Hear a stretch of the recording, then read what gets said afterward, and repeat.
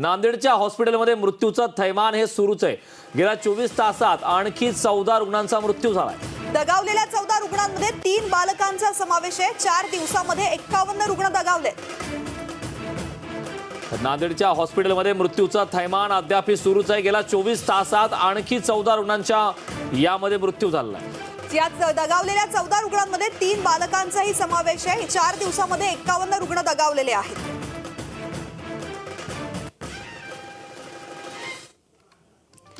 तर महाराष्ट्रामध्ये जन्म सोपा नाही का? नांदेडमधल्या या बालकांच्या मृत्यूनंतर असं चर्चा सुरू झालेली आहे, असा प्रश्न पडलेला आहे। कारण नांदेडमध्ये आतापर्यंत 51 मृत्यू झालेले आहेत। संभाजीनगरमध्ये आतापर्यंत 18 मृत्यू झालेले आहेत, तर नागपूरमध्येही 25 मृत्यू झालेले आहेत। एकूण मृत्यू 94 झालेली आहे। तर महाराष्ट्रासाठी अतिशय लाजिरवाणी अशी ही घटना आहे। 2015 मध्ये 37% बालमृत्यू होत होते, आता 21% झाले होते। त्यानंतर महाराष्ट्रामध्ये 21% होते। 2016 मध्ये 34% मृत्यू झालेले होते भारतामध्ये। तर नांदेडमध्ये काय घडलेलं आहे यावरती एक नजर टाकूया। मृतांमध्ये 12 नवजात बालकांचा समावेश आहे। त्यानंतर रात्रीमधून पुन्हा 7 बालकं दगावलेली आहेत। तर 1.5 दिवसात 31 जणांचा मृत्यू झाला, त्यातही पुन्हा मृतकामध्ये 4 बालकांचा समावेश होता। मृत्यूचं कारण हे अतिरिक्त ताण आणि औषधांच्या तुटवड्यामुळे झाल्याचंही उघड झालंय।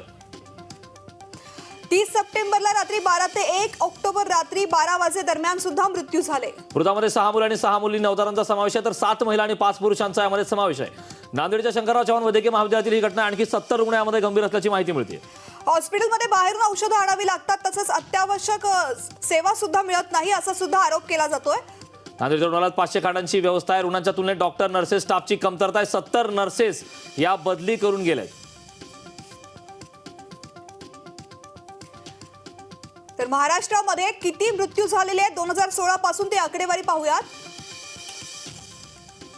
अर्भकांचे मृत्यूचं प्रमाण वाढलंय, त्यामुळे हा मुद्दा पुन्हा एकदा चर्चेत आलाय। संभाजीनगरमध्ये एकंदरीत 18 मृत्यू झालेले आहेत।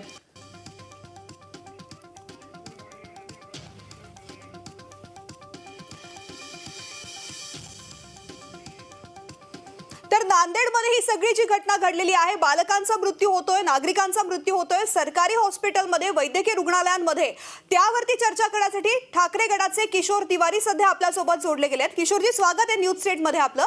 आणि महत्त्वाचा प्रश्न हा आहे की जी आकडेवारी आता काही दिवसांपासून समोर येऊ लागलेली आहे, ती आकडेवारी गेल्या काही वर्षांमध्ये वाढल्याचं दिसतंय। यामुळे महाराष्ट्रामध्ये जन्म घेणं इतकं कठीण आहे का, असा प्रश्न पडतोय।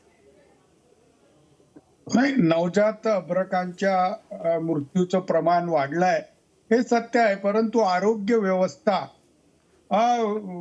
मागच्या काही वर्षात फारच मरणासन्न अवस्थेत आली आहे। याला कारण सांगतो मी तुम्हाला की वैद्यकीय खात्याला निधी जेवढा ज्योतिबा फुले जी योजना आहे त्याला निधी आहे, त्याच्यापेक्षा एवढ्या मोठ्या आरोग्य विभागाला निधी कमी आहे।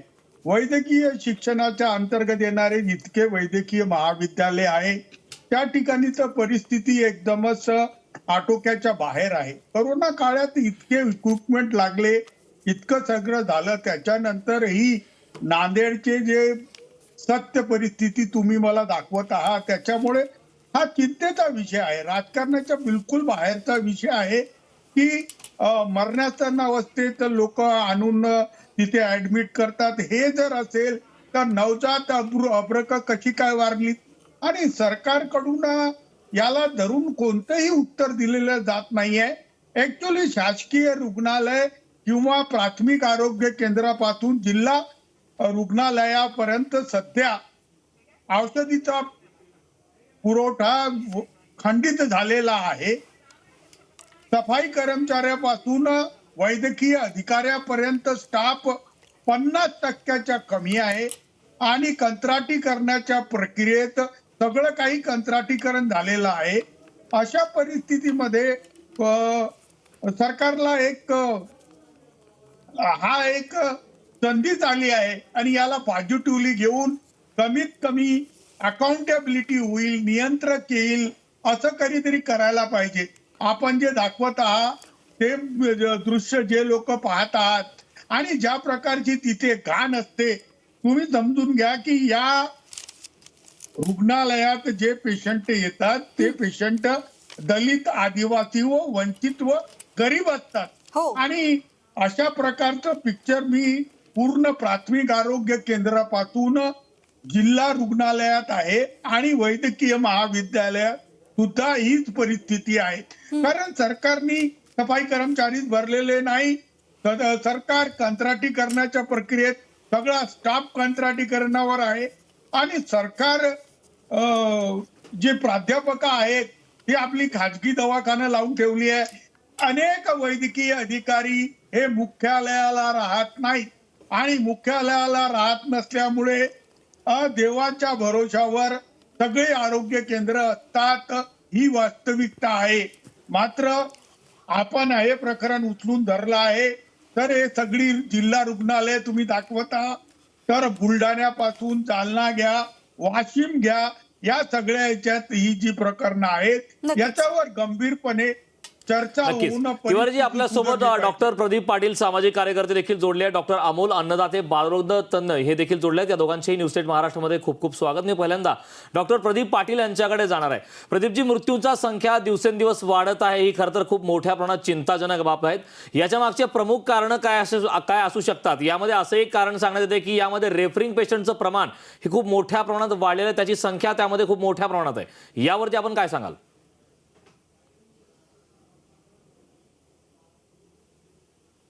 निष्क्रियता दिसून येते कारण वरचे अधिकारी मंडळी जी आहे, कारण राजकारण याच्यामध्ये अजिबात नाहीये. वैद्यकीय, कारण की नांदेडचं जे प्रकरण घडलेलं आहे ते वैद्यकीय महाविद्यालयाच्या अंतर्गत आहे, कुठल्याही जिल्हा रुग्णालयाचा संबंध याच्याशी नाहीये. तर वैद्यकीय महाविद्यालय नांदेडचं जे आहे तिथं सगळ्या गोष्टी, सगळ्या सुखसुविधा आणि हॉस्पिटलची सगळी काही व्यवस्था जर आपण बघितली NICU ची वगैरे ती उत्तम आहे. पण वैद्यकीय सपोर्ट जो हवा असतो अधिकारी वर्गाकडनं, जो खालच्या वर्गाला जो प्रॉब्लेम येतो याच्यामध्ये फक्त कम्युनिकेशन गॅप आहे. जे एखाद्या कर्मचाऱ्याने काही मागणी केली असेल, मेडिसिनची मागणी केलेली असेल, अधिष्ठातांकडे ती मागणी केलेली असेल तर ती पुढे फॉरवर्ड केली जात नाही आणि मग ती फॉरवर्ड केली नाही गेली की मग त्याच्यामध्ये अशा प्रकारचा तुटवडा आणि अशा प्रकारचा कम्युनिकेशन गॅप पडून अशा प्रकारचे मृत्यू घडायला सुरुवात होते. आपण भंडाऱ्याचं प्रकरण बघितलं होतं. भंडाऱ्यामध्ये ICU मध्ये आग लागली, त्याच्यानंतर ही जी घटना आहे म्हणजे या दोघं घटनांचं जुळवाजुळव याच्यासाठी झालेली आहे की हॉस्पिटलच्या सेफ्टीसाठी, पेशंटच्या सेफ्टीसाठी क्वालिटी काउन्सिल ऑफ इंडियाने NABH नावाचं एक ऍक्रिडेशन तयार केलेलं आहे. पण ते शासनाने खासगी रुग्णालयाला कंपल्सरी केलेलं आहे, परंतु शासकीय रुग्णालयाला अजून ते कंपल्सरी केलेलं नाही.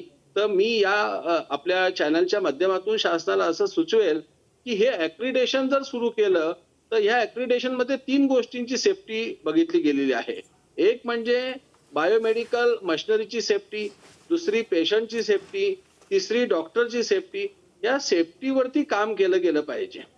पेशंटच्या सेफ्टीवरती काम केलं गेलं पाहिजे. त्या किती पेशंट दर रोजी नांदेडच्या रुग्णालयामध्ये किंवा महाराष्ट्रातल्या शासकीय रुग्णालयामध्ये ऍडमिट होतात त्याच्या अंदाजाने कुठल्याही IPHSचा नॉर्म्स आहे की IPHSच्या नॉर्म्स मध्ये म्हटलेलं आहे की जेवढे पेशंट दर वर्षाला त्या रुग्णालयात दाखल होतात त्याच्यापेक्षा 20% जास्त औषधी पुरवठा त्या ठिकाणी झाला पाहिजे. मग तो होता का, तो नव्हता का, याचा प्रश्न तिथे उपस्थित होतो. निश्चित. बालरोग तज्ञ अमोल अन्नदाते सुद्धा आपल्या सोबत आहेत. अमोलजी, महाराष्ट्रामध्ये अशी महत्त्वाची रुग्णालय आहेत ज्यांच्याकडे आश्वासकपणे पाहिलं जातं लहान मुलांच्या आजारांच्या बाबतीमध्ये. हे नांदेडमधलं रुग्णालय सुद्धा मराठवाड्यामधलं 2ऱ्या क्रमांकाचं रुग्णालय, महत्त्वाचं, ज्याकडे सामान्य लोक, गरीब लोक, ज्यांच्याकडे खासगी रुग्णालयात जाऊन औषधोपचार करण्याची क्षमता नाही असे लोक येत असतात. त्यामुळे अशा लोकांना कोणतेही मार्गदर्शन नसतं. त्यामुळे या शासकीय रुग्णालयामध्ये आवश्यक असणाऱ्या सुविधा बालकांसाठी उपलब्ध नव्हत्या का आणि त्या का उपलब्ध नाही आहेत? शासकीय रुग्णालयांमध्ये नेमक्या या सुविधा उपलब्ध करण्यासाठी काय अडचणी नेमक्या येत असतात? एक लक्षात घ्या की हा प्रश्न, एक मिनिट, इको येतोय, एक सेकंड. मी उत्तर देण्यापूर्वी जस्ट माझा इको कमी करतो. नक्की. तर पहिली इको येतोय सर, आवाज येतोय, व्यवस्थित येतोय. हो, नाही मला इको. नक्कीच नक्कीच सर, तुमच्याकडे पुन्हा एकदा येते. आपण पुन्हा एकदा जाऊयात. तर आपल्यासोबत किशोर तिवारी आहेत. मी किशोरजी यांच्याकडे जाणार आहे. किशोरजी, ठाण्याची एक घटना घडली होती. ठाण्याच्या घटनेला जर गांभीर्याने घेतलं असतं तर नांदेड, छत्रपती संभाजीनगर आणि नागपूरची घटना टाळता आली असती का? प्रशासन नेमकं यामध्ये कुठं कमी पडलंय? नाही नाही, एक मी सांगतो तुम्हाला. सध्या मी आता बघतोय माझ्या यवतमाळ जिल्ह्यात सुद्धा डेंग्यू आणि इतर आजारामुळे पुष्कळ पेशंट आहे. आणि पेशंट जसं तुम्ही नांदेडचं घेतलं, नांदेडमध्ये 800 कॉट आहेत आणि 2000च्या वर ऍडमिशन्स होत्या. मात्र सरकारकडून जे सांगण्यात आलं की मरणासन्न पेशंट ऍडमिट झाले, हे झाले. सध्या तर तुम्हाला सांगतो की प्राथमिक आरोग्य केंद्रापासून ग्रामीण रुग्णालय म्हणा की जिल्हा उपरुग्णालय म्हणा किंवा जिल्हा रुग्णालय म्हणा किंवा मेडिकल कॉलेजेस म्हणा, म्हणजे दोन्ही सार्वजनिक आरोग्य विभाग आणि वैद्यकीय शिक्षण विभाग यांच्याकडे हापकीकडून होणारा औषधीचा पुरवठा बरोबर नाही. आणि अनेक ठिकाणी औषधी नसल्यामुळे पेशंट वारले. त्याच्यामध्ये आमचे स्वर्गीय शंकरराव चव्हाण मेडिकल कॉलेज नांदेडचा प्रकार झालेला आहे. आणि मी अजूनही सांगतो की हा प्रकार होऊन 4 दिवस आटोपल्या नंतर सुद्धा औषधीचा पुरवठा पुरवत झालेला नाही. आज सुद्धा औषधी नसल्याच्या तक्रारी येतच आहे. त्यानंतर संभाजीनगरची घटना घडली, मग नागपूरच्या घटना समोर आल्या आणि अजूनही आता आरोग्य विभागाच्या वृत्तावस्थेवर सगळे लोक बोलायला लागले आहे. त्याच्यामुळे सगळ्याच वाहिन्यांनी इथली घाण, इथली साचलेली घाण, इथली मंत्रालयात साचलेली घाण व ना करते सरकारच्या उदासीनतेवर जे आता सरकारला धरला आहे धारेवर, त्याच्यामुळे तरी लोकांचे जीव वाचतील असं मला वाटते. मात्र 1 ऑक्टोबर पासून न्यू स्टेट महाराष्ट्र हे प्रकरण दररोज दाखवत असल्यानंतरही नांदेडचा आकडा 24 वरून 51 वर गेला. या सरकारचे अपयश असून सदोष मनुष्यवधाचे गुन्हे 3 मेडिकल कॉलेज नांदेडवर दाखल करण्यात आले पाहिजे. ते राजकारण करत आहेत. त्यांना एवढी मस्ती आली कुठून? नक्कीच. त्यांच्या किशोर इथे तिवारी, नक्कीच. खंडाचा गंधार. नक्कीच. त्यांना अमोल लाज अन्नदाते वाटायला पुन्हा एकदा पाहिजे. आपल्या संपर्कात आहेत, त्यांच्यापर्यंत आवाज पोहोचतोय, मी त्यांच्याकडे जाते. किशोर तिवारी यांनी स्पष्टपणे सांगितलेलं आहे की ज्या पद्धतीनं मृत्यू होत आहेत सरकारी रुग्णालयांमध्ये त्याचं राजकारण करू नका, तर सामान्यांसाठी सुविधा उपलब्ध करून द्या. मी मगाशी सुद्धा तुम्हाला हाच प्रश्न विचारलेला होता की बालरोग तज्ज्ञ म्हणून लहान मुलांसाठी आवश्यक असणारी सुविधा या सरकारी रुग्णालयांमध्ये उपलब्ध का नसते, यावर एकदा प्रकाश टाका. एक लक्षात घ्या की हा फक्त लहान मुलंच नाही, आपण सगळेच विषय म्हणजे लहान मुलांच्या बाबतीत मी बोलेलच. तर यात आपण एक गोष्ट समजून घेतली पाहिजे की नांदेडचं शासकीय रुग्णालय असू द्या. मला वाटतं माझा आवाज येतोय ना तुम्हाला? हो, येतोय आवाज येतोय. तर नांदेडचं शासकीय रुग्णालय असू द्या किंवा कुठलंही रुग्णालय असू द्या, हे जे शासकीय वैद्यकीय महाविद्यालय, आपल्याकडे सगळ्यात पहिली गोष्ट आपण एक समजून घेतली पाहिजे की ही सगळी रुग्णालये यांच्यावर प्रचंड कामाचा ताण आलेला आहे. जर त्यांची कॅपॅसिटी ही समजा 10 रुग्णालय उपचार करण्याची असेल तर त्यांच्याकडे 20 रुग्णालय, म्हणजे क्षमतेपेक्षा दुप्पट त्यांच्याकडे रुग्ण येत आहेत. ही पहिली गोष्ट. आणि दुसरी गोष्ट काय होतं की आपल्याकडे आरोग्य व्यवस्थेमध्ये प्राथमिक आरोग्य केंद्र, पहिले उपकेंद्र, त्याच्यानंतर प्राथमिक आरोग्य केंद्र, त्याच्यानंतर ग्रामीण रुग्णालय, त्याच्यानंतर जिल्हा रुग्णालय आणि यांच्या बरोबरीने कॉटेज हॉस्पिटल्स, इतर कामगार विम्याचे हॉस्पिटल्स, अशी शासनाची अवाढव्य ही जी यंत्रणा आहे ही अस्तित्वात आहे. पण आणि याच्यातून स्क्रीन होऊन फक्त गरज असलेले रुग्ण ही जिल्हा रुग्णालय आणि वैद्यकीय महाविद्यालयांमध्ये जायला हवी असं अपेक्षित आहे. पण असं कुठेही होत नाही. त्याचं सगळ्यात महत्वाचं कारण या सगळ्या सिस्टम मध्ये डॉक्टरांच्या जागा, सगळ्या परिचारिकांच्या जागा या मोठ्या प्रमाणावर रिक्त आहेत. वैद्यकीय महाविद्यालयांचं जर तुम्ही उदाहरण घेतलं तर आज 44% अध्यापक, प्राध्यापक, काम करणारी तिथली जी डॉक्टर मंडळी आहे त्यातले 44% डॉक्टरांच्या जागा रिक्त आहेत. म्हणजे मंजूर पदांपेक्षा भरलेली पदं रिकामी आहेत आणि त्याही 44% रिक्त आहेत. 25 वैद्यकीय महाविद्यालय आपल्याकडे जे आहेत त्याच्यापैकी 11 महाविद्यालयांना आपल्याकडे पूर्ण वेळ अधिष्ठाता उपलब्ध नाही. नक्कीच. जर सार्वजनिक आरोग्य आणि आपल्याला हे विभाग वेगळे करता येणार नाहीत. सार्वजनिक आरोग्य विभागाचा जर विषय तुम्ही घेतला तर तिथेही जवळपास 41 संचालकांपैकी नक्कीच याच मुद्द्यावरती प्रदीप 86% पाटील मला यांना प्रश्न विचारायचा आहे. प्रदीपजी, ज्या पद्धतीनं अमोलजी सांगतायत की शासकीय रुग्णालयांमध्ये बऱ्याचशा जागा रिक्त आहेत, त्यामुळे सुविधा उपलब्ध होत नाही. डॉक्टर असो, नर्सेस असो किंवा इतरही ज्या जे डिपार्टमेंट आहेत त्यामध्ये सुद्धा जागा भरल्या जात नाही. सामाजिक कार्यकर्ता म्हणून काम करताना तुम्हाला ही समस्या प्रकर्षाने जाणवलेली आहे का, आणि त्यावरती सरकारनं काय करणं आवश्यक तुम्हाला वाटतंय?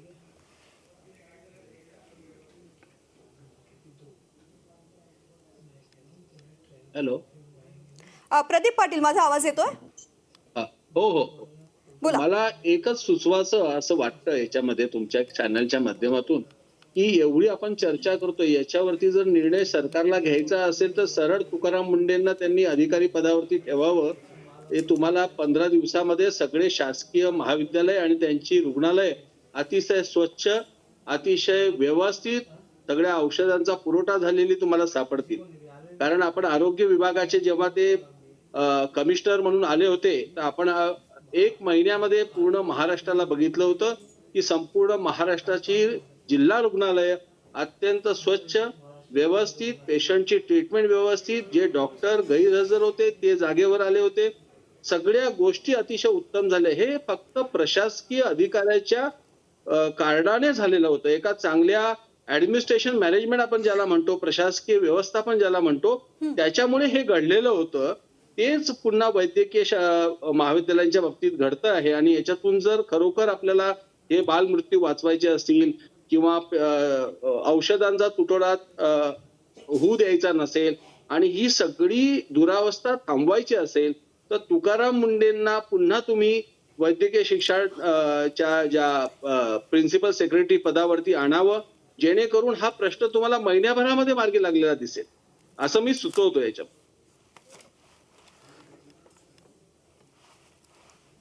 नक्कीच. मी पुन्हा एकदा ठाकरे गटाचे प्रवक्ते किशोर तिवारी यांच्याकडे जाणार आहे. किशोरजी, खरं तर एक महत्त्वाचा प्रश्न असा देखील आहे की कोविडच्या काळामध्ये ज्या युद्ध पातळीवरती काम करण्यात आलं होतं, आवश्यकता ठिकाणी प्रायव्हेट ठिकाणच्या डॉक्टरांना देखील पाचारण करण्यात आलं होतं. केवळ यामध्ये औषधोपचारांचा तुटवडा एवढाच मुद्दा म्हणता येणार नाही. आपण अस्वच्छता पाहतोय. नांदेडमधले गार्डनची देखील दृश्य आपण आज सकाळीच पाहिली आहेत. त्या व्यतिरिक्त तिथं जे डीन रेग्युलर नाहीत, रेग्युलर डीनची तक्रार रेग्युलर डीन नाहीत, हा एक तिथला महत्त्वाचा मुद्दा आहे. आणि त्या व्यतिरिक्त नर्सेसच्या जागा खाली आहेत, डॉक्टरांच्या जागा खाली आहेत. या सर्व बाकीच्याही कारणांचा मुद्दा प्रमुख आहे, मात्र याकडे दुर्लक्ष केलं जातंय. नाही, आता चव्हाट्यावर सगळं आलाय तर एकदा क्रिटिकल अनालिसिस होऊ द्या ना. किती डॉक्टर हेडक्वार्टरला राहतात ते बघा. किती 72 तासाच्या ड्युटीचा एक पॅटर्न सुरू आहे की सतत त्या ड्युट्या करतात आणि नंतर ते गायब होऊन जातात. अनेक कुठे कुठे कंत्राटी लोक आहे याची पूर्ण झाली पाहिजे. आणि तुम्ही जे म्हटलं की ऍक्टिंग डीन आहेत तर रेग्युलर डीन का अपॉइंट होत नाही? आणि मला एक सांगा की प्राध्यापक व सहप्राध्यापक किंवा पहिले जुने रीडर जे होते अशा लोकांनी खाजगी दवाखाने लावून बसले आहेत. एका हायकोर्टामध्ये 18 प्राध्यापकांच्या स्टेवर पूर्ण महाराष्ट्रामध्ये वैद्यकीय महाविद्यालयाचे प्राध्यापक खाजगी प्रॅक्टिस करतात. अरे हे प्रश्न चव्हाट्यावर आणा ना. नक्कीच. मला अमोल अन्नदाते यांना हाच प्रश्न विचारायचा होता खरं तर, की जे सरकारी अधिकारी म्हणून डॉक्टर जे नेमले जातात, ज्यांची नेमणूक केली जाते, तेच डॉक्टर आपली ड्युटी करण्यापेक्षा आपले खासगी दवाखाने उघडतात. हा आरोप सातत्यानं होतो, आत्ताचा नाही सातत्यानं होतो, की जे डॉक्टर आपल्या ड्युटीवरती येणं अपेक्षित असतं ते ड्युटीवरती कधीच नसतात. बऱ्याच केसेस येतात जेव्हा हॉस्पिटलमध्ये ऍडमिट केलं जातं आणि डॉक्टर तिथे उपलब्ध नसतो. मी एक तुम्हाला एक गोष्ट सांगतो की अमोल सध्या नाहीये, पण मी एक विषय देतो की आरोग्य आणि शिक्षण या 2 विभागामध्ये फार उदासीनता आहे. आरोग्य विभागावर जो फंड आहे तो 2000 कोटीच्या आसपास आहे आणि तेवढा याच्यापेक्षा 1.5 पट फंड आपण त्या एका महात्मा ज्योतिबा फुले या इन्शुरन्स सेक्टरला देतो. आणि जो कोर आहे जिथे सब सेंटर असतात, सेंटर PHC असतात, ग्रामीण रुग्णालय असतात, उपजिल्हा रुग्णालय असतात, जिल्हा रुग्णालय असतात, यांच्यावर सरकारचं लक्ष बरोबर नाही आहे. हे युद्ध लक्ष पातळीवर ठेवण्यासाठी यांचा तुकाराम सफाई मुंडे यांनी करणं- यावं असं प्रदीप पाटील यांनी मगाशी म्हटलं होतं. सामाजिक कार्यकर्ते प्रदीप पाटील यांनी भूमिका मांडताना असं म्हटलेलं होतं की तुकाराम मुंडे यांची नेमणूक व्हायला पाहिजे. तुम्हालाही असं वाटतंय? नाही, तुकाराम मुंडेंनी डेली मॉनिटरिंग सुरू केलं होतं. त्यांनी ते व्हॉट्सअप करायचा हेडक्वार्टरवर जाऊन याचं केलं होतं. मात्र सरकारने त्यांना ट्रान्सफर करून दिलं.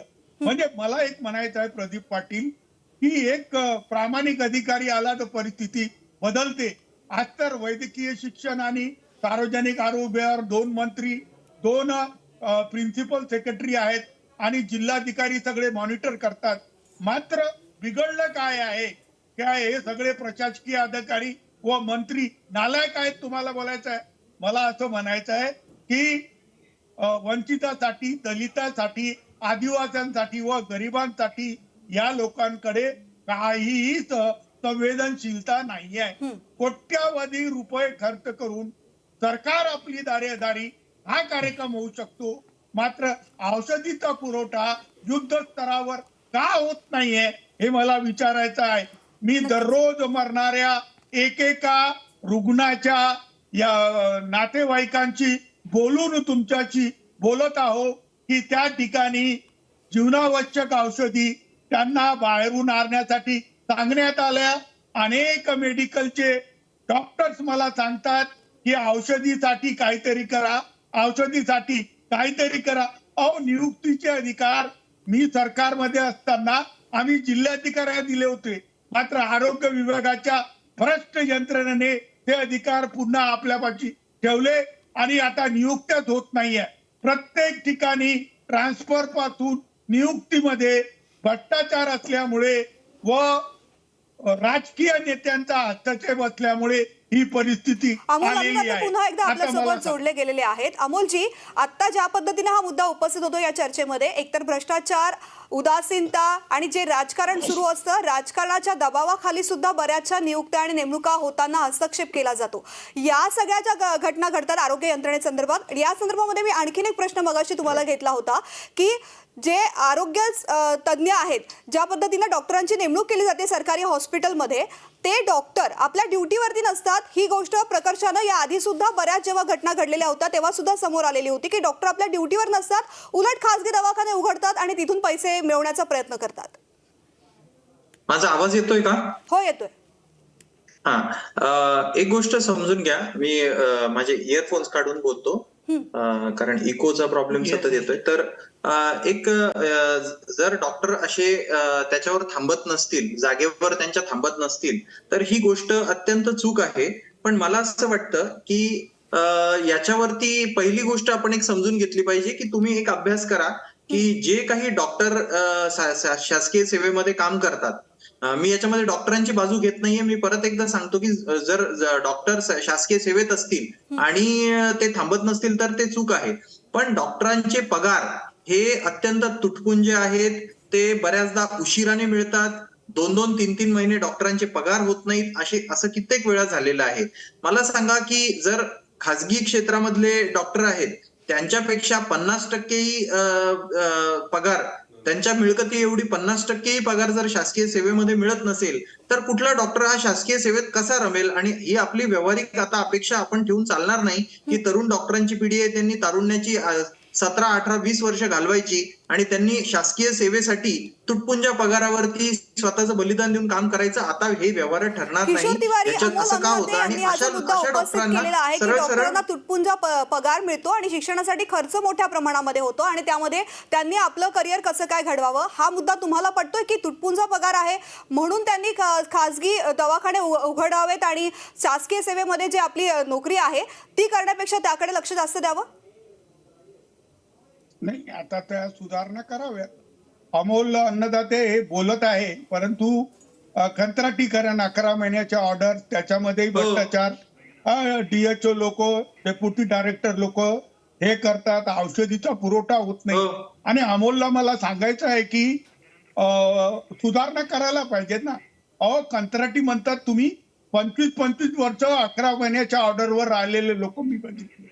आता B ग्रेड आणि A ग्रेड करून ठेवायचं आणि त्याच्यानंतर किशोर या या सगळ्या मुद्द्यावरती मी सुधारणा पुन्हा झाल्या तुमच्याशी पाहिजे. चर्चा करते, मात्र इथे एका छोट्याशा ब्रेकची वेळ झालेली आहे, मला ब्रेक घ्यावा लागतोय. पुन्हा या चर्चेकडे परतणार आहोत पुन्हा एक छोट्याशा ब्रेक नंतर. ब्रेक नंतर आपलं पुन्हा एकदा स्वागत. बुलेटिनमध्ये चर्चेमध्ये सुरुवातीला एक ब्रेकिंग न्यूज आपण पाहूयात. नांदेडच्या हॉस्पिटलमध्ये मृत्यूचं थैमान सुरूच आहे. गेल्या 24 तासामध्ये 14 जणांचा मृत्यू झालेला आहे. त्यामुळे नांदेडच्या हॉस्पिटलमध्ये मृत्यूचं थैमान सुरूच असल्याचं दिसून येतंय. 24 तासामध्ये 14 रुग्ण दगावलेले आहेत, ज्यामध्ये 3 बालकांचा सुद्धा समावेश आहे. नांदेडच्या हॉस्पिटलमध्ये मृत्यूचं थैमान सुरूच आहे.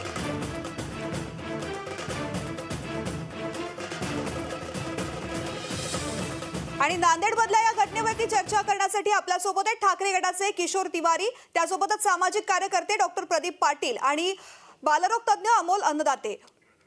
अमोल अन्नदातेंकडे मी पुन्हा एकदा येते. अमोलजी, आपण पाहिलं ज्या पद्धतीनं मृत्यूचा आकडा सातत्यानं वाढतोय आणि घटनेची दखल सरकार किती गांभीर्यानं घेत नाही हे सुद्धा स्पष्ट होते, कारण आज सुद्धा बालकांचा मृत्यू झालेला आहे आणि मोठ्या प्रमाणामध्ये एक प्रकारे आरोग्य यंत्रणेवरती ताण हे स्पष्ट होत असताना सुद्धा सरकार यावरती काही जबाबदारीनं ठोस उपाययोजना करत नाही असं सुद्धा दिसतंय.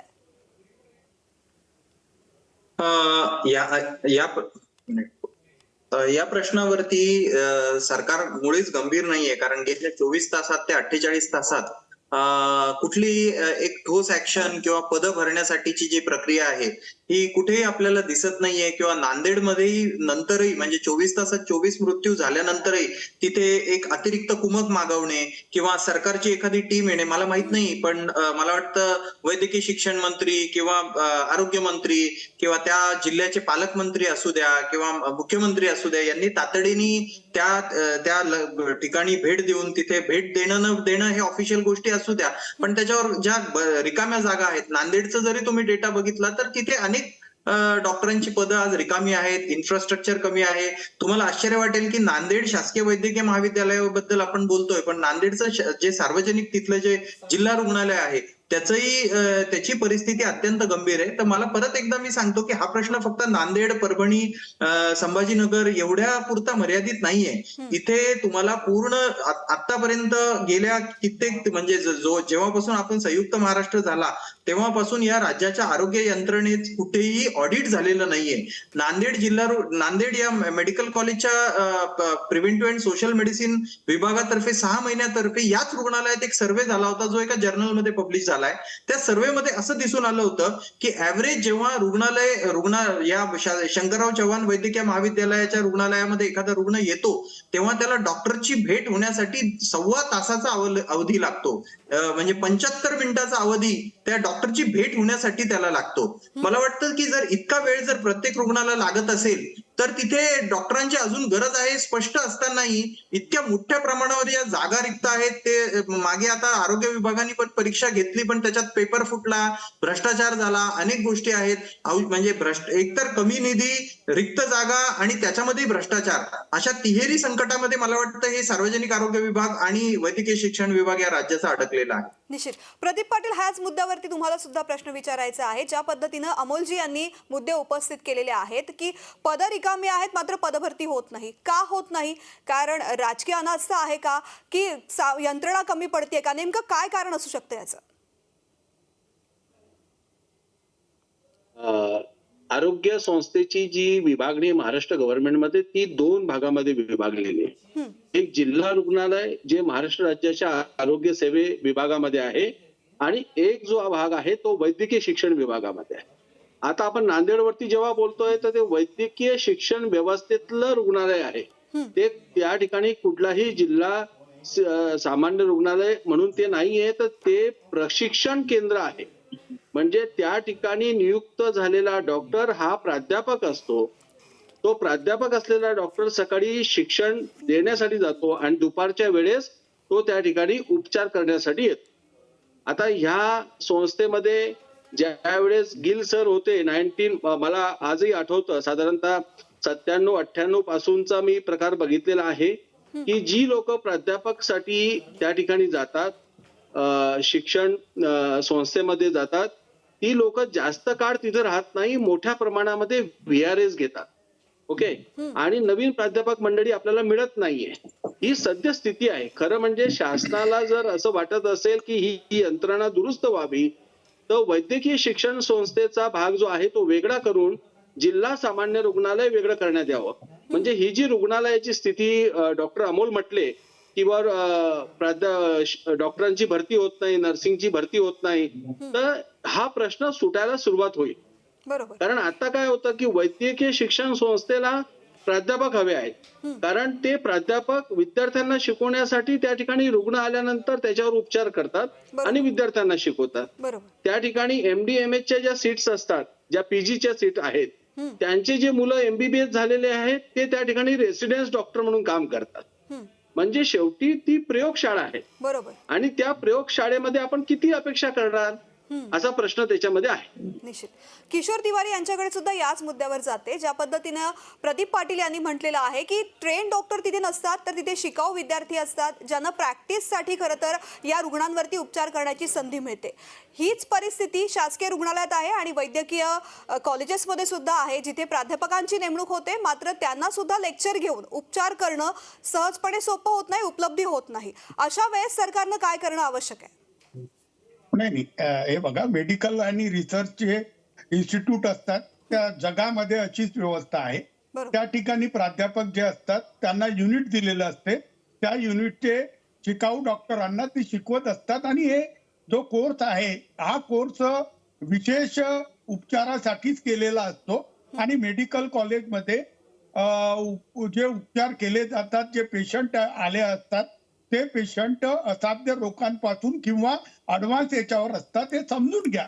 आता प्राथमिक आरोग्य केंद्र तात्काळ रेफर करतात, ग्रामीण रुग्णालय आपली जबाबदारी झटकतात, जिल्हा उपरुग्णालय हे आपली झटकतात, जिल्हा रुग्णालय आपली झटकतात आणि सगळा लोड हा वैद्यकीय महाविद्यालयावर येते, हे सत्य आहे.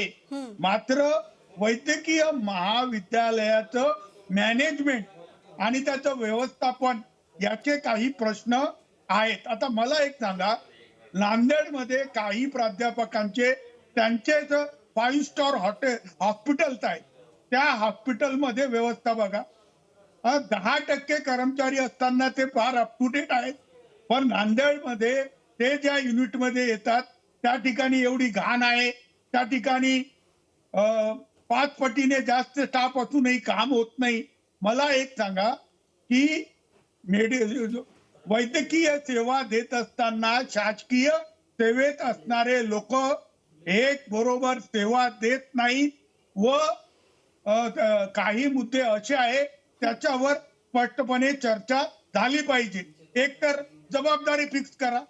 तुम्ही आता नांदेडची मोजमाप केली तर नागपूरवाल्यांनी मोजमाप केली, तर मला असं वाटते की दिवसाला 20 पेशंट मरत आहे. हा आकडा यवतमाळ, चंद्रपूर, अंबेजोगाई सगळीकडे निघणार आहे. म्हणजे काय आहे हे, काय सुरू आहे?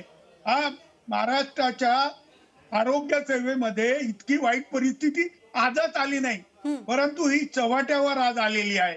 तर याच्यावर चर्चा झाली पाहिजे. आता मला एक सांगा की नियुक्ती करताना केंद्रित कशाला ठेवली आहे, ती विकेंद्रित करा. जिल्हाधिकारी किंवा डीन याला अधिकार द्या, त्याला तात्पुरत्या नियुक्तीचे अधिकार द्या. मला तर असं म्हणणं आहे की MPSC मधून काढून MBBS डॉक्टरला नियुक्तीचे अधिकार लोकल करा. जिल्हा आरोग्य अधिकाऱ्याला द्या, सिव्हिल सर्जनला द्या, उपसंचालकाला द्या. म्हणजे कसं होईल की, आणि औषधीचा पुरवठा जर हापकीन करतच नसेल किंवा सरकारपाशी पैसेच नसतील तर जिल्हाधिकाऱ्यांनी DPDC मधून औषधी खरेदी कराव्या व तात्काळ खरेदी कराव्या व निष्पाप लोकांचे मृत्यू टाळावे. जर सरकार भाग्याच्या भूमिकेत असेल तर जन आंदोलनाला सरकारला समोर जावं लागेल. विरोधी पक्ष म्हणून आम्ही कितीही राजकारण करत असलो तर जी सत्य परिस्थिती न्यूज स्टेट महाराष्ट्र दाखवत आहे तर ही आमच्यासाठी लज्जास्पद गोष्ट आहे. किशोर तिवारी, तुम्ही जे उपाय सुचवलेले आहेत ते उपाय तर सरकारला सुद्धा माहिती आहेत, यंत्रणेमध्ये असलेल्या लोकांना सुद्धा माहिती आहेत, मात्र केले जात नाही, याचं कारण काय? अनास्था आहे ना. मला एका सांगा, डीनला सस्पेंड करायला पाहिजे होतं नांदेडच्या. तर नांदेडचा डीन हा तिथल्या खासदाराला ज्यांनी संडास साफ करायला लावला त्याच्यावर अॅट्रॉसिटी लावून बसलाय. म्हणजे अॅट्रॉसिटीच्या गुन्ह्याचा असा दुरुपयोग मी तर पाहिला नाही. एक सराईत भ्रष्ट माणूस जर अशी शिरजोरी करत असेल तर त्याला हाकलायला पाहिजे, त्याला सेवानिवृत्ती द्यायला पाहिजे. या सरकारमध्ये इच्छाशक्तीचा अभाव आहे. 3 इंजिनचं सरकार आहे, मात्र 3 इंजिनचं सरकार 2 इंजिन दोन्हीकडे आहे आणि 3रं इंजिन मधात स्टेशनरी झालेलं आहे. मस्त अशा परिस्थितीमध्ये ही परिस्थिती एक दयनीय परिस्थिती आहे आणि याच्यामध्ये निष्पाप लोकांचे जीव चालले आहे. न्यू स्टेट महाराष्ट्राला मी विनंती करतो की सगळ्या महाराष्ट्रातील जिल्हा रुग्णालय, जिल्हा उपरुग्णालय, सगळे वैद्यकीय महाविद्यालय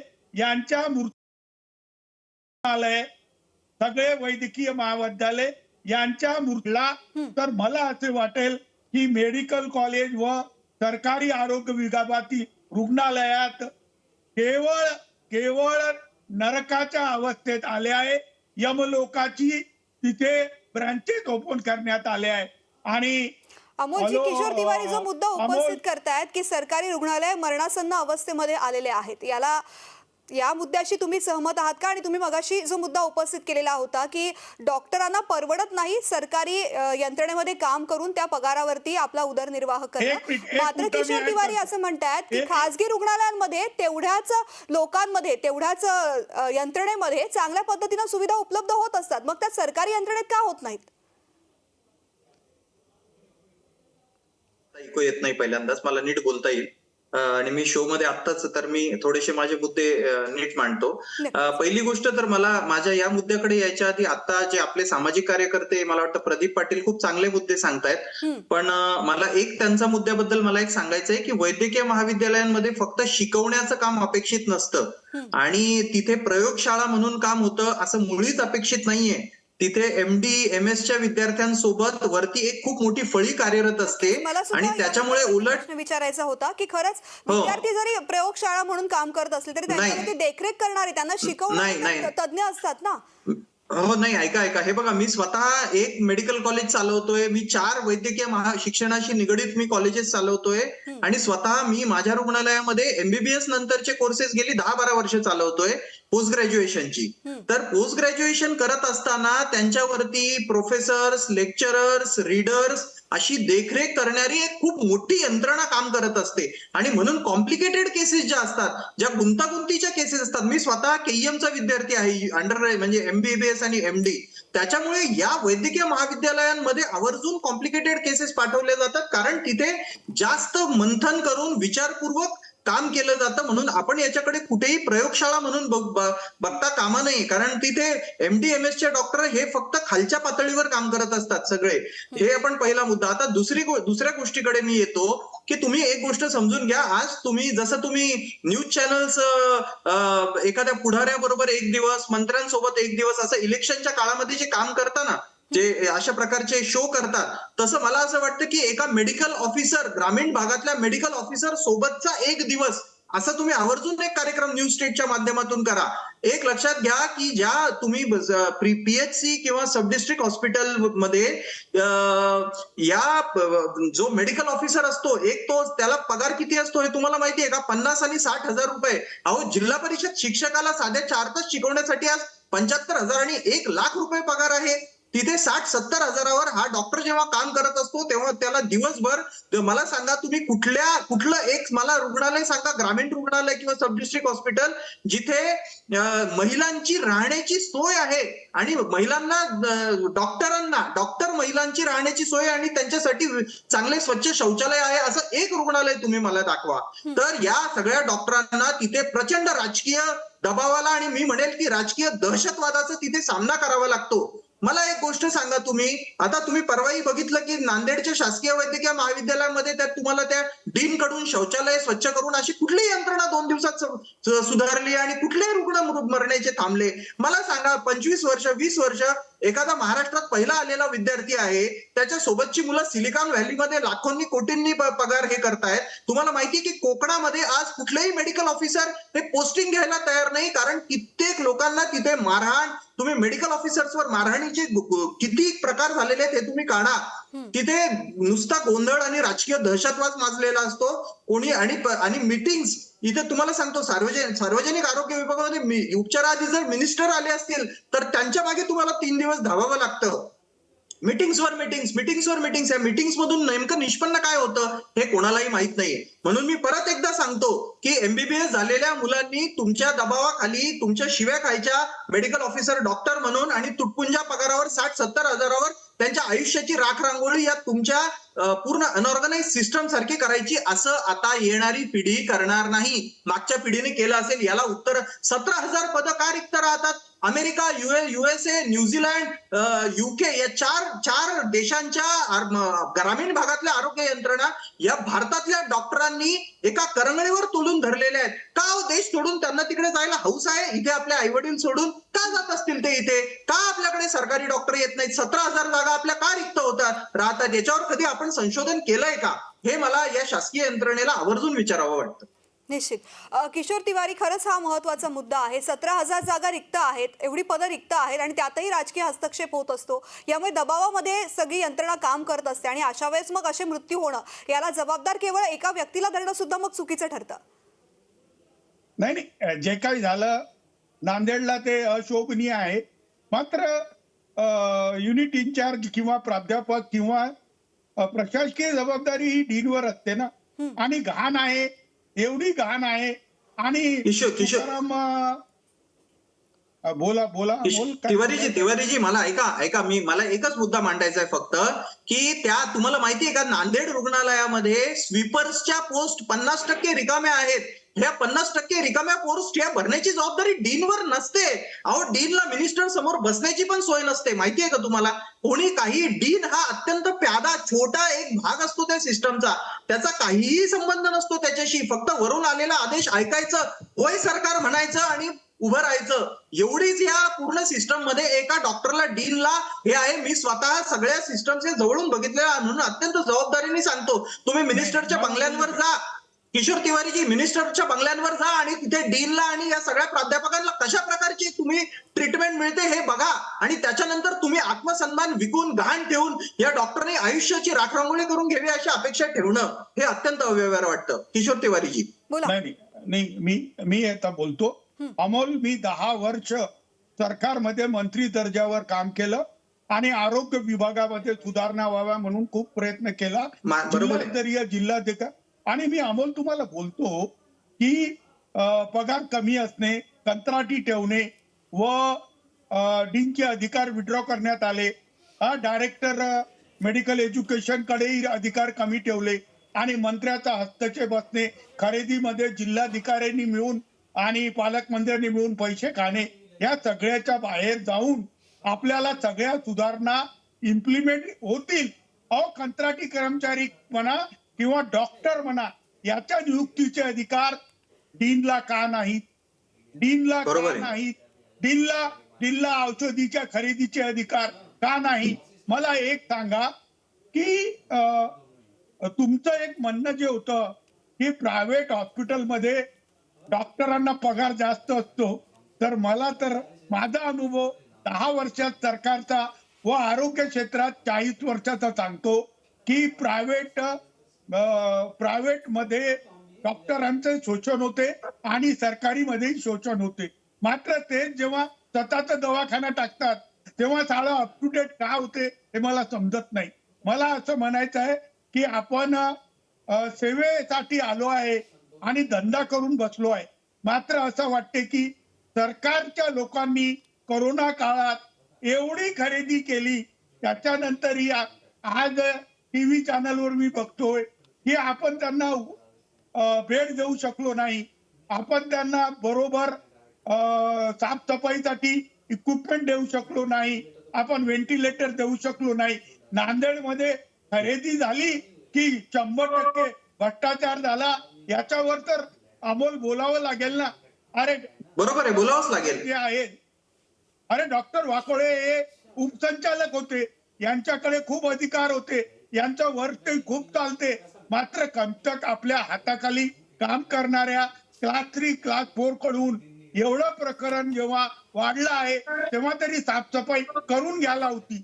माझी तर मागणी राहील की डीन मेडिकल कॉलेज यांना सेवानिवृत्त करावं व हसन मुश्रीफ यांची हकालपट्टी करावी, म्हणजे थोडंसं वातावरण मध्ये सेन्सिटिव्हिटी येईल. सुधारणा तुम्ही जे बोलत आहात आणि किशोर जे तिवारी फक्त एवढीशी कारवाई करून संपूर्ण यंत्रणा सुधारणार नाही ना, त्यासाठी बऱ्याच मोठ्या उपाययोजना करणं आवश्यक आहे. तुम्ही सुद्धा सत्तेमध्ये आधी होतात, तेव्हा सुद्धा मग या सुधारणा का केला गेला नाही याचा प्रश्न तुम्हाला विरोधक करणारच आहेत. नाही, हे बघा, मी प्रत्येक वेळी नियुक्तीचा प्रयत्न केला. मी जिल्हाधिकाऱ्यांना अधिकार दिले 14 जिल्ह्यात. नांदेडच्या परिस्थितीवर त्यावेळेस मी निधी उपलब्ध करून दिला. डीपीडीसी मधूनही 50% निधी खर्च व्हावा याची सक्ती केली होती. मात्र मला आता दिसायला लागला आहे की पालकमंत्री आणि जिल्हाधिकाऱ्यांनी करोना व करोना नंतरच्या काळात सुद्धा भरघोस भ्रष्टाचार केल्यामुळे नांदेड पासून नागपूर पर्यंत हे मृत्युमुखी पडत आहे. सरकारमध्ये उपकरणं नाहीत, सरकारमध्ये निधीची कमतरता आहे असं बोलू नका. निधीचा दुरुपयोग आणि भ्रष्टाचार होत असल्यामुळे हे सदोष मनुष्यवध होत आहेत असं मला म्हणायचं आहे. या महाराष्ट्रामध्ये 22,000 कोटी रुपये हे आरोग्य सेवेसाठी सार्वजनिक आरोग्य विभागाने, तर 30,000 कोटी रुपये वैद्यकीय महाविद्यालयावर खर्च करण्यात आले. तर याच्या बदल्यात जर हे मिळालं असेल तर याच्यावर गंभीरपणे विचार व्हावा. आणि हे काय सुरू आहे, मला समजतंय की सत्तेत कोणी असो, जर सरकारी यंत्रणा आरोग्य विभागाची असेल तर शिक्षणाची विभागाची असेल की त्याचं अख्खं खाजगीकरण करायला हे लोक बाहेर पडले असतील तर जनतेने विचार करावा व अशा राज्यकर्त्यांना जागा दाखवावी व अशा सेवकांना सुद्धा त्यांची जागा दाखवावी निश्चित. असं मला वाटते. निश्चित. डॉक्टर प्रदीप पाटील, तुमच्यासाठी हा प्रश्न आहे. ज्या पद्धतीनं आता तिवारी यांनी हा उपाय सुचवलेला आहे की जे अधिकारी असतात त्या ठिकाणी जर डीन असतील तर डीनना नियुक्त करण्याचा किंवा औषध खरेदीचा का अधिकार नाही असा प्रश्न उपस्थित होतोय. खरं तर चर्चेची वेळ थोडी आता कमी राहिलेली आहे, त्यामुळे मला उपाययोजना हव्या आहेत. कोणते उपाय आपण करू शकतो ही यंत्रणा सुधारण्यासाठी? किशोरदादांनी जे प्रश्न उपस्थित केला तो उत्तम प्रश्न आहे. कारण की या सरकारच्या अगोदर म्हणजे यापूर्वीचं जे सरकार होतं तोपर्यंत डीनला अधिकार होते, सिव्हिल सर्जनला अधिकार होते, पण त्याच्यामध्ये मोठ्या प्रमाणामध्ये भ्रष्टाचार झाला. म्हणून तो निर्णय सरकारने बदलून एका ठिकाणाहून खरेदी करण्याचा निर्णय घेतलेला आहे. याच्यामध्ये काही दुमत नाही. पण मी पुन्हा पहिल्या मुद्द्यावरती येईल की तुकाराम मुंडेंसारख्या अतिशय प्रामाणिक अधिकाऱ्याला जर तुम्ही या मोठ्या पदावरती उपस्थित केलं, त्याला नियुक्त केलं, तर तुमचा हा प्रश्न पुढच्या 2 महिन्यामध्ये मार्गी लागलेला असेल. अमोल अन्नदाते, मी तुमच्याकडे हाच प्रश्न घेऊन येते. उपाययोजना काय करता येतील आणि जर नियुक्त केल्यानंतर भ्रष्टाचार होत असेल तर मग काय उपाय करणार? उपाययोजना याच्यासाठी खरं तर अत्यंत सोप्या आणि सहज आहेत की हा विभाग जोपर्यंत भ्रष्टाचार म्हणजे काय होतं की आरोग्य क्षेत्राची, खरं तर आरोग्य क्षेत्र, सार्वजनिक आरोग्य, या वैद्यकीय शिक्षण विभाग यांचे प्रश्न सोडवणे अत्यंत सोपं आहे. पण राजकीय इच्छाशक्ती जोपर्यंत आपल्याला दाखवता येत नाही, जोपर्यंत वरची सत्ताधाऱ्यांची सगळ्यात सर्वोच्च यंत्रणा हे ठरवत नाही की आपल्याला हे 2 विभाग, कारण हे थेट लोकांच्या जीवाशी संबंधित आहे. एक गोष्ट लक्षात घ्या की महसूल, सार्वजनिक बांधकाम किंवा इतर विभागातले भ्रष्टाचाराचं आपल्याला समर्थन करता येत नाही. पण इतर म्हणजे बदल्यांमधला किंवा याच्यातला भ्रष्टाचार झाला तर कदाचित कोणाचा जीव जात नाही. पण या 2 क्षेत्रातला भ्रष्टाचार आणि इथल्या दुर्लक्षामुळे थेट सर्वसामान्यांचा जीव जातो, मृत्यूचं प्रमाण वाढतं, लहान बालकांचे जीव जातात. तर मला वाटतं की सत्तेच्या म्हणजे पूर्ण त्या वर्तुळातून बाहेर येऊन एक माणूस म्हणून जोपर्यंत आपले सत्ताधारी विचार करत नाही की या दोन विभागांना तरी आपण भ्रष्टाचारातून बाहेर ठेवू आणि राजकारणाच्या पलीकडे जाऊन आपण ह्या सिस्टम्स आपण सुधारू आणि आपण याच्यासाठी अकाउंटेबल आहोत, आपण याच्यासाठी जबाबदार आहोत, असं ते जोपर्यंत ठरवत नाही आणि वरच्या शिरस्त पातळीवरचा जोपर्यंत भ्रष्टाचार याच्यातला थांबत नाही तोपर्यंत मला तरी ही व्यवस्था सुधरेल असं काही वाटत नाही. नक्कीच उपाय करण्यासारख्या अनेक गोष्टी आहेत, मात्र त्यासाठी सरकारी यंत्रणा योग्य पद्धतीने राबवण्यासाठी राजकीय इच्छाशक्ती असणं अत्यंत आवश्यक आहे. निधी येतो, मात्र भ्रष्टाचारामुळे तेवढ्या सुविधा लोकांपर्यंत पोहोचत नाही आणि त्यामुळे लोकांच्या जीवाशी खेळ होतो आणि हे कुठेतरी थांबलं पाहिजे अशी अपेक्षा या चर्चेमध्ये आपण व्यक्त करूयात आणि या चर्चेमध्ये इथेच थांबूयात. किशोर तिवारी ठाकरे गटाचे प्रवक्ते आपल्यासोबत होते. तुम्ही चर्चेमध्ये सहभागी झाल्याबद्दल धन्यवाद. सामाजिक कार्यकर्ते डॉक्टर प्रदीप पाटील आणि डॉक्टर अमोल अन्नदाते बालरोग तज्ज्ञ हे सुद्धा आपल्या चर्चेमध्ये सहभागी झाले. तिघांचेही या चर्चेमध्ये सहभागी झाल्याबद्दल